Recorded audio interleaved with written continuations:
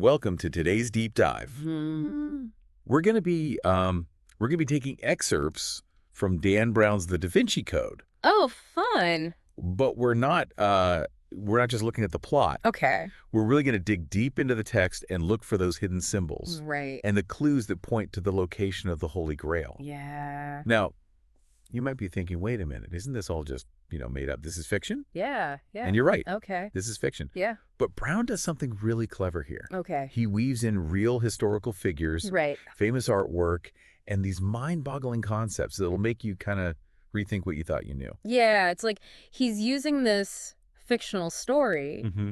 as a key to unlock real historical mysteries. Right. And to offer a fresh perspective on events that we thought were settled history. Exactly. Yeah. And the way he starts things off Yeah. is just brilliant. Okay. We're immediately thrown into this world of secrets with the death of Jacques Saunière, Mm-hmm. Right. who is the Louvre curator. Mm-hmm. But it's not just any death. No. He's found posed like Da Vinci's Vitruvian Man. Wow. What a statement right from the start. Yeah, like, come on. Connecting him to Da Vinci. Right? And hinting at all these, the artistic and symbolic layers that we're about to uncover. Yeah. And then it's not the only clue he leaves, right? He leaves a cryptic message. Oh, right. It says, "O draconian devil, O lame saint." Wow. It's like he's speaking in code, like he's daring us to decipher his final words. It's like a challenge. Yeah, it is. Right from the start. Yeah. So, of course, the prime suspect ends up being Robert Langdon, Oh, right. who's a symbologist who was supposed to meet with Saunière that night. Okay. Now, I bet some people are thinking, hold on, what is a symbologist? Good point. Yeah. A symbologist is someone who studies symbols and their meanings, Mm-hmm. especially how they connect across different cultures and time periods. Okay. So they're like detectives of hidden meanings, basically. Yeah, I like that, detectives of hidden meanings. Yeah. So in this story, Robert Langdon is our guide through this world of secret societies Right. and ancient mysteries. Exactly. Okay, so we have a dead curator, Yeah. a cryptic message, Mm-hmm. and a symbologist caught in the middle of it all. Uh-huh. Enter Sophie Neveu, Oh, okay. Saunière's granddaughter, Right. who is also a very skilled cryptologist. Wow. She doesn't believe the police's theory about Langdon at all. Yeah. And she actually helps him escape Okay. because she knows her grandfather wouldn't want him implicated. That's interesting. Yeah, and I think what's important here is the bond between Sophie and her grandfather. Okay. They had this unique way of communicating using symbols and codes. It's got kind of like secret language. So it was just between them.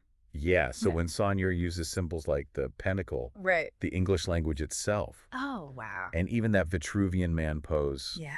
he's sending a message specifically to Sophie, knowing she'll be the only one who can understand it. So smart. Yeah, and one of the keys he uses is this thing called the Fibonacci sequence. Okay. Have you heard of this? It's a series of numbers, I've heard of it. Yeah. okay, where each number is the sum of the two preceding ones. Okay. So it's 1, 1, 2, 3, 5, 8, and so on. Yeah. Now, why would he use something like that? Right. It seems kind of random, right? At first, yeah, it does. Yeah. But the Fibonacci sequence is everywhere in nature. Really? You see it in the spiral of a nautilus shell, the arrangement of petals in a sunflower, Oh, wow. and it's all connected to this thing called the divine proportion, or Fey, Okay. which you often find in art and architecture. Mm-hmm. And Saunière knew that Sophie, with her love of puzzles and codes, would recognize this sequence Right. and would know that there was a deeper meaning there. So it's not just about the numbers themselves. Right. It's about the hidden order, Yes. the connections they represent. Exactly. It's like he's saying to her, look closer. There's a pattern here, a bigger picture you need to see. Yeah, he's giving her a trail to follow. Right. And that bigger picture starts to take shape when we notice another recurring theme, Okay. the sacred feminine. Yep. Symbols like the Mona Lisa, the pentacle, even the rose. Okay. They all point towards this like hidden feminine power, a perspective that's been kind of, overlooked or suppressed Oh. throughout history, you know? Yeah. And that's when things get even more intense because now we've got Silas, Okay. this albino monk, Mm-hmm. working for this this shadowy figure called the Teacher, Okay. and they're both after the Grail. Mm-hmm. convinced that it's being protected by a secret society Oh, wow. called the Priory of Sion. I mean, it's like, this is like a spy novel. It is. It's got all these elements of danger and urgency. Yeah. Silas and the teacher are relentless. They're Yeah. willing to do whatever it takes to get their hands on the Grail. And then when you bring in the Priory of Sion, Right. that opens up this whole world of conspiracy and hidden knowledge, you know? It's like we're peeling back layers of history, Yeah. revealing secrets that have been buried for centuries. Exactly. And just when you think it can't get any more complicated, we meet Leigh Teabing, Okay. who is this kind of eccentric historian Right. who is an expert on the Grail. Mm-hmm. He comes in to help Langdon and Sophie try to decipher these clues. Okay. And that's when he drops this bombshell. The Priory of Sion is connected to the Knights Templar, Wow. which is this legendary order Right. shrouded in mystery. Totally. And, you know, what I find fascinating about Teabing is he brings this whole other level of expertise. Yeah. He understands the historical context, the legends, Yeah. the myths surrounding the Grail. Right. And by connecting the Priory of Sion to the Knights Templar, it suggests this secret society goes back way further than we thought, Yeah. with roots in some of the most influential periods in history. I mean, it makes you wonder, what were they protecting? Right. What was so important that it had to be kept secret for so long? That's the question, isn't it? Yeah. And that's where we'll leave you for now.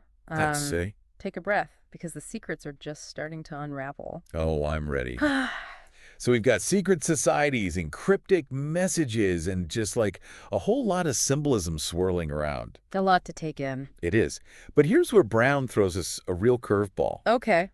Leigh Teabing Mm-hmm. reveals that the Priory of Sion is said to be protecting the bloodline of Jesus and Mary Magdalene. Oh, wow. Talk about a claim. That's huge. I mean, that really challenges traditional views of Christian history. Right.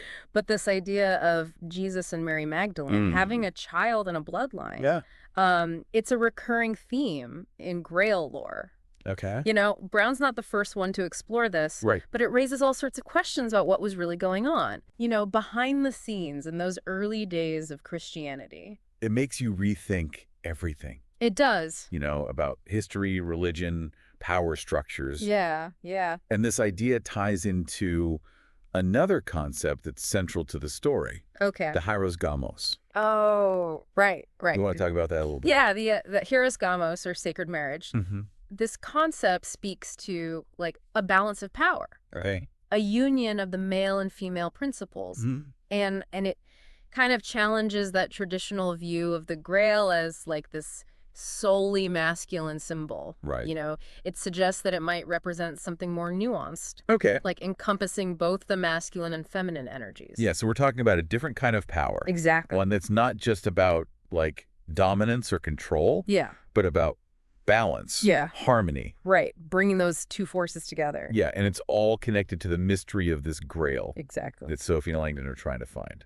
Speaking of which, remember that cryptex that Saunier gives Sophie? Oh, yeah? That cylindrical container Yeah. designed by Da Vinci himself to hold those secret messages? Through gadget. It is, but it's more than that. Wow. It's a metaphor for the importance of knowledge and you know, the lengths that people will go to protect it. Yeah. Plus, the stakes are pretty high because if they open it incorrectly, Right. the message inside dissolves with vinegar. No pressure? Talk about adding a layer of risk Yeah. and urgency to the quest. Definitely. But even beyond that, think about, like, the symbolism of the cryptex itself. Okay.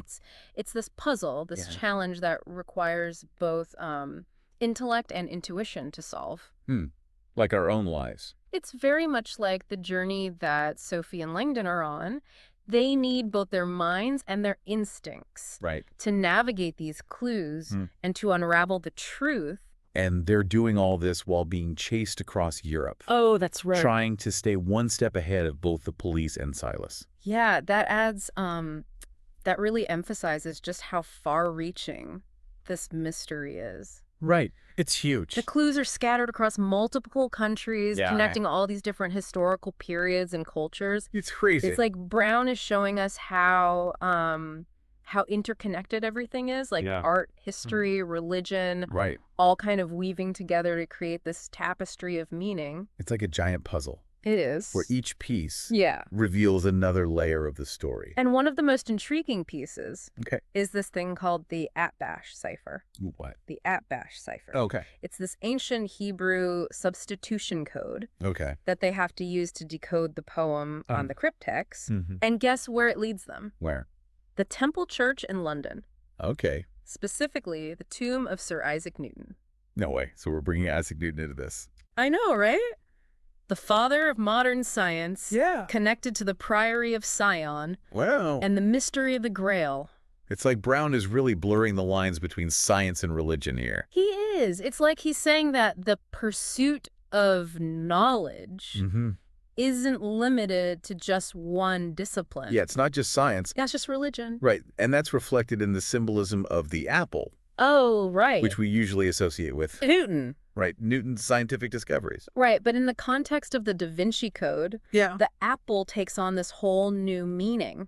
Okay. It becomes this representation of the rose and the sacred feminine, interesting. you know, connecting Newton's scientific achievements to the ancient mystery of the Grail. So we've got science, religion, history, art, Yeah. symbolism, all colliding in this one quest for the truth. It's a lot. And just when you think our heroes are getting close to the answer, Yeah. boom, betrayal, Oh, no. lay thieving. The guy who was supposed to be helping them Right. turns out to be working with Silas and the teacher all along. Ugh. Classic twist. Right. It makes you wonder, who can you really trust I know. when you're dealing with secrets that have been guarded for centuries? Yeah, it really highlights the dangers of, Yeah. believing someone just because they seem to have all the answers. Right. Things aren't always what they seem. Exactly. And that search for truth, it can be full of all these twists and turns. Absolutely. But luckily, Langdon is one step ahead.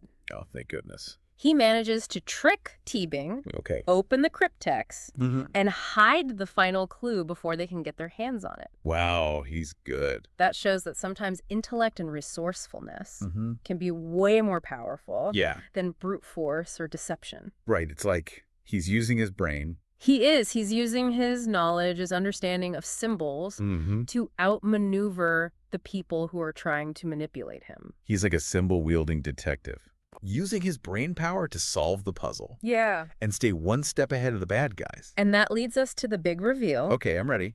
The Grail. Yeah. It's not a physical object at all. What? It's a metaphor For what? for Mary Magdalene's tomb. Whoa. Yeah, this is where Brown flips the script on everything we thought we knew about the Grail. Yeah. It's not some magical chalice Right. or cup. It's something way more profound, more Sure. symbolic. Yeah. It's about lineage. Okay. It's about hidden truths, Mm-hmm. about a legacy that's been protected for centuries. So it's like he's saying the real treasure Yeah. isn't about some material object, Ugh. but something, Way more intangible yes, and powerful. yes, knowledge, heritage, a connection to the past, Wow. like that line of golden meridian markers in Paris Oh, right. Yeah. that lead to the Louvre. Yeah. They're like symbolically guiding Langdon Okay. to realize that the Grail is hidden beneath the Louvre itself. So it's hidden in plain sight. It is. It's like Brown is saying that the truth is often closer than we think. You know, hidden in those familiar places and the Mhm. places that we see every day, Right. but we don't really see.